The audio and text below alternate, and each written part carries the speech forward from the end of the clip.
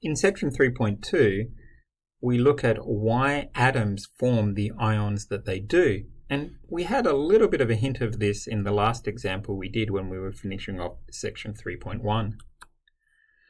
So it's important to recognize that the representative elements, that is those elements with an A in their group number, lose or gain electrons to obtain the same number of electrons as the nearest noble gas.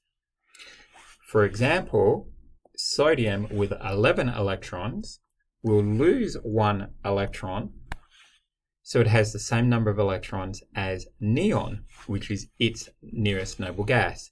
In doing so, it will form a +1 cation.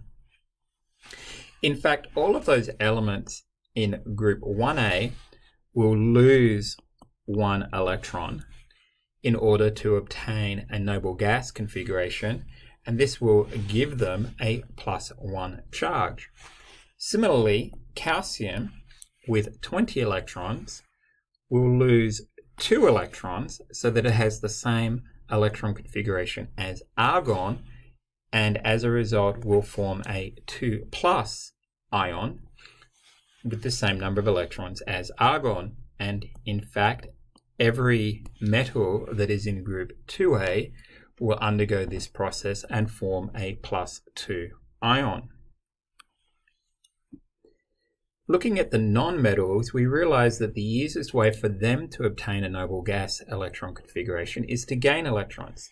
For example, phosphorus with 15 electrons will gain 3 electrons in order to obtain the same number of electrons as argon, which is its nearest noble gas. In gaining these 3 electrons, it will form a P3- ion. In fact, all of the non-metals that are in group 5A will form a -3 ion. Oxygen, which has 8 electrons, will gain 2 electrons, giving it the same number of electrons as its nearest noble gas, neon, which results in it forming a O2- anion. And in fact, every element in group 6A that is a non-metal will gain 2 electrons, forming a -2 ion. If we look at those elements that are in group 7A, we can see that if these guys each gain 1 electron, they will form a -1 ion with the same number of electrons as their nearest noble gas.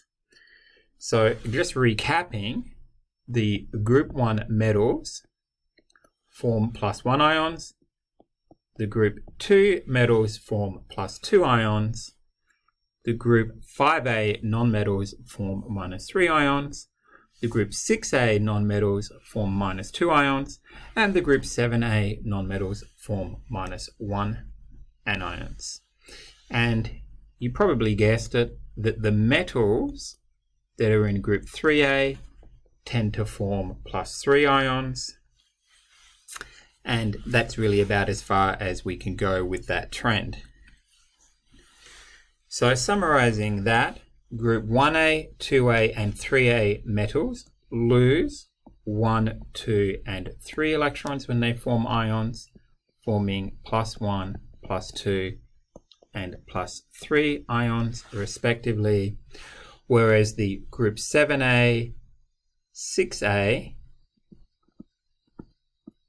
and 5A metals gain 1, 2, and 3 electrons when they form ions, meaning that these guys form -3, -2, and -1 anions respectively.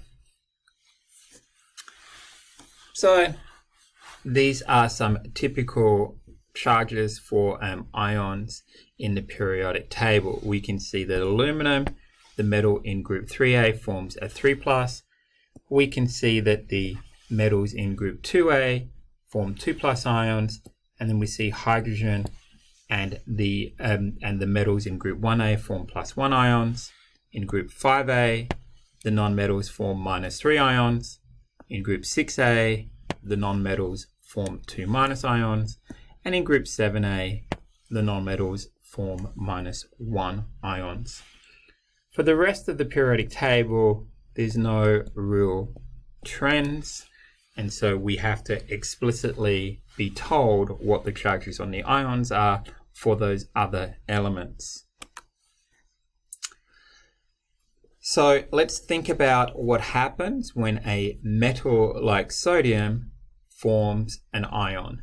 So when sodium loses one electron, what we see is that it ends up with an octet.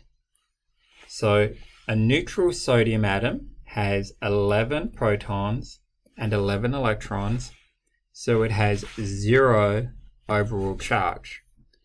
What happens is that the sodium atom will lose its valence electron, leaving it with a valence shell that has 8 electrons in it, like a noble gas.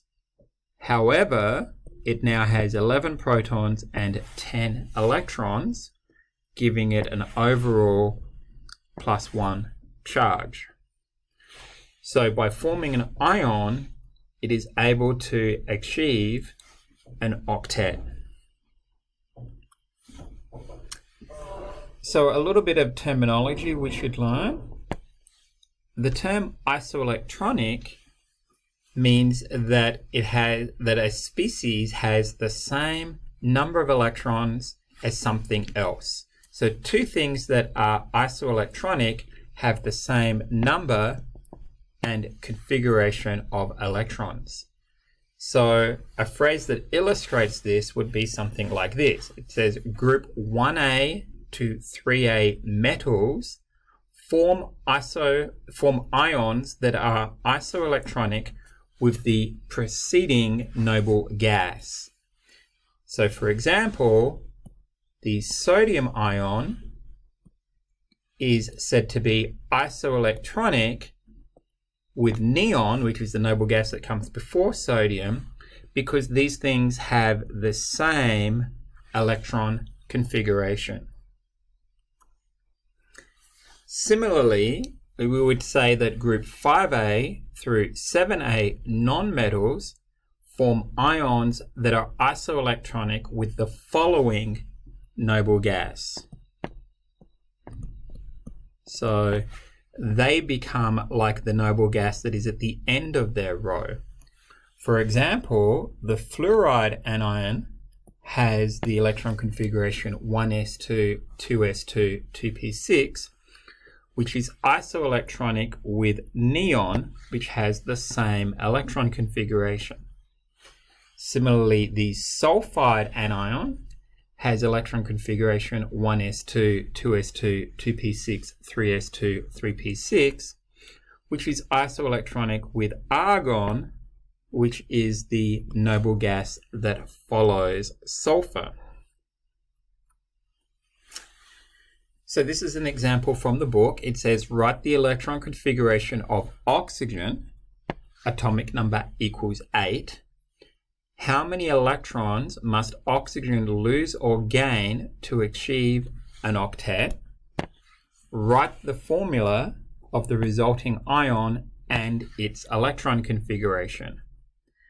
So, in order to gain an octet, oxygen must become like the noble gas that is at the end of its row, and that noble gas has 10 electrons. So oxygen has 8 protons and 8 electrons, and then the number of protons is going to remain unchanged, but we want to bump that up to 10 electrons. So that means that oxygen must gain 2 electrons. And then now we have to think about the charge, where we have 8 positives and 10 negatives. So the charge must be 2 minus. And then we need to write out the electron configuration for 10 electrons. So according to the Aufbau diagram, this will go 1s2, 2s2, 2p6. So 3 parts to answering that question. we have to say how many electrons are lost or gained. That's 2 electrons are gained.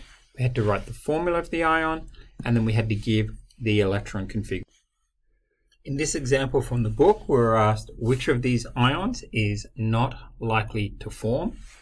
So I'm going to look at these guys, and I see that they are both anions, and so they are both formed by nonmetals.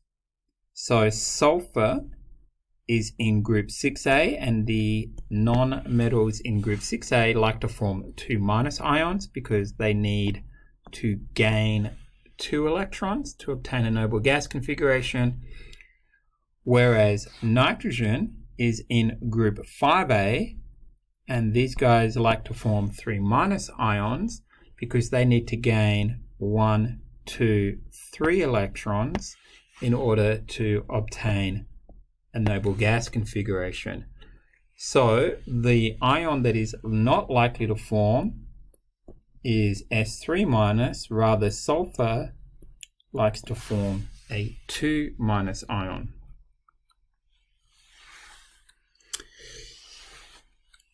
Okay, so it's important to recognize that electron loss from a metal to form a cation and electron gain to form an anion by a nonmetal occur simultaneously via electron transfer.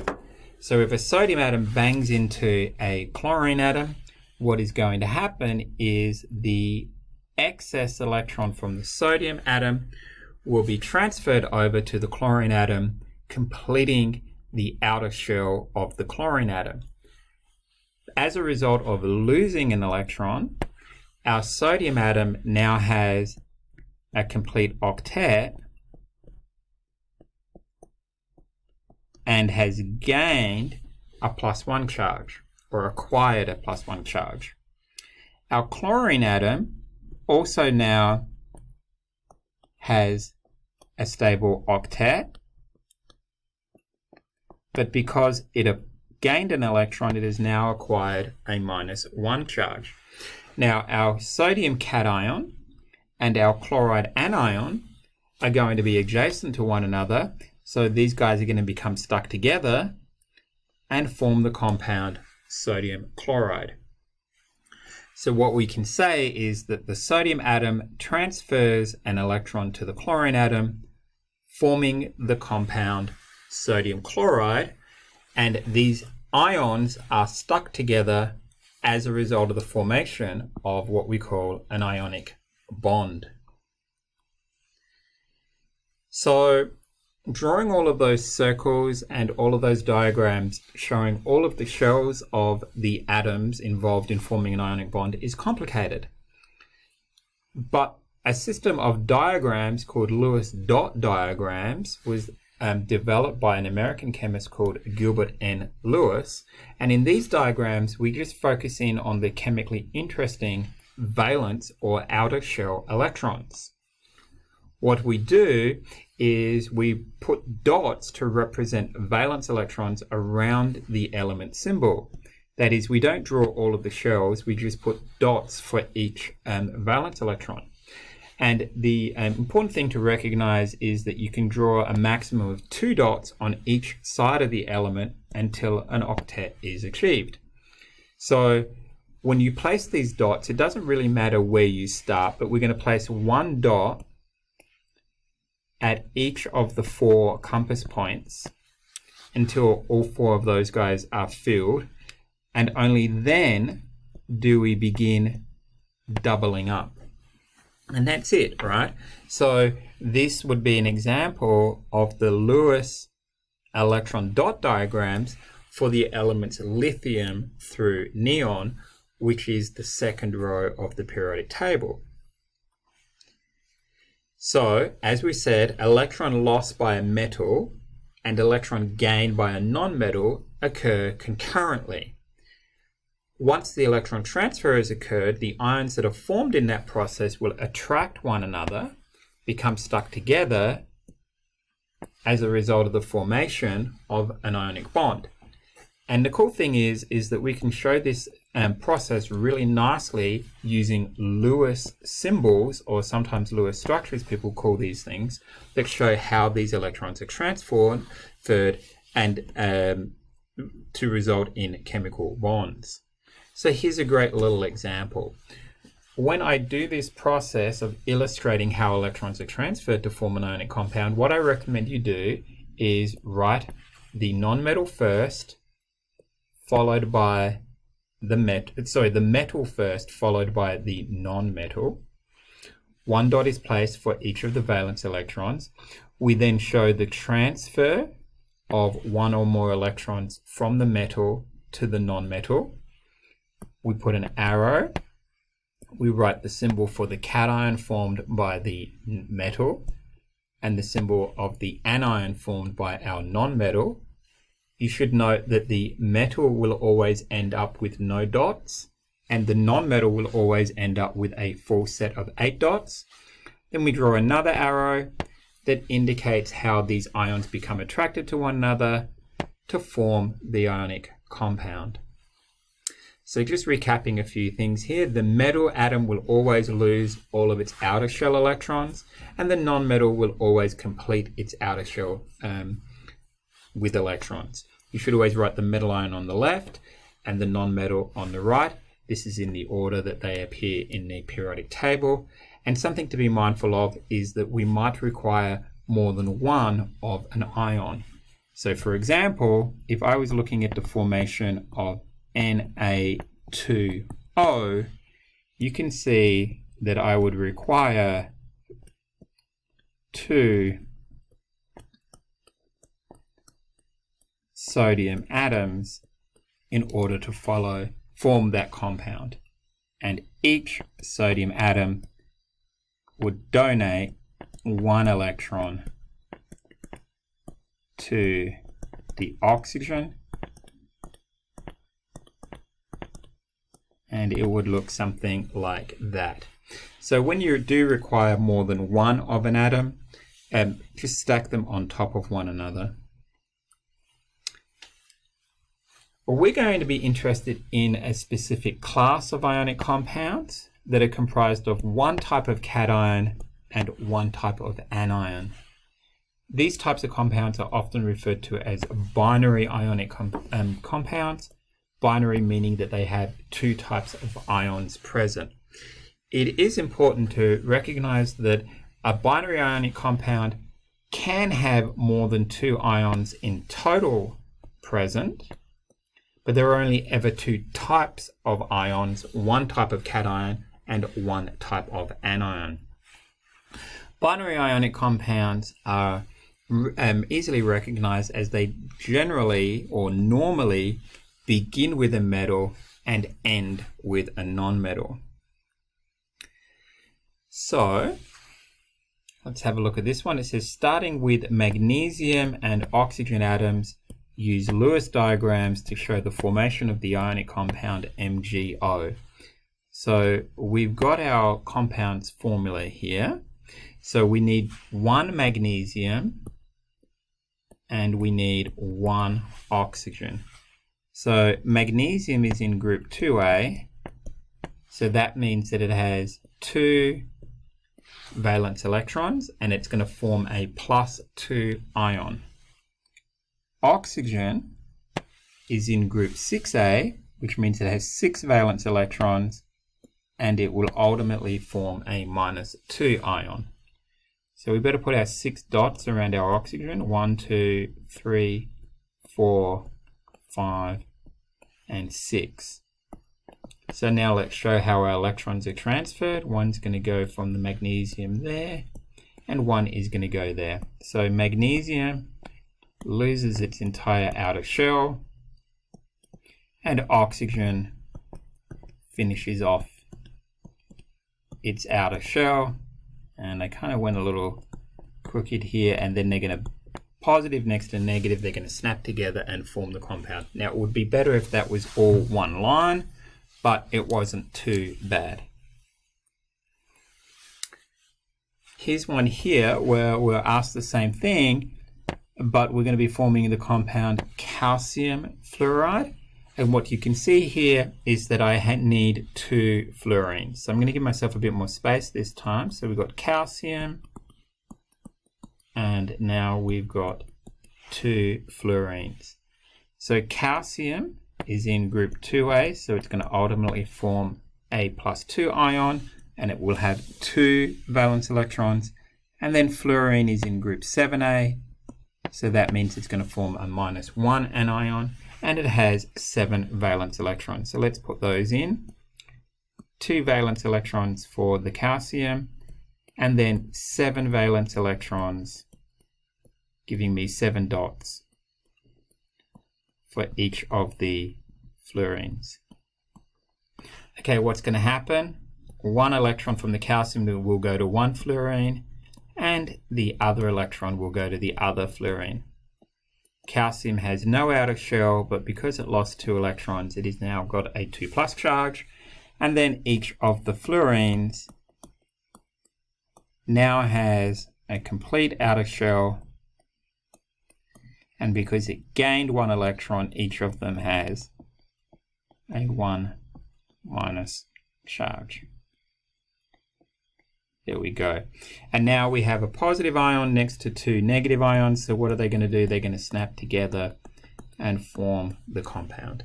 And that concludes section 3.2.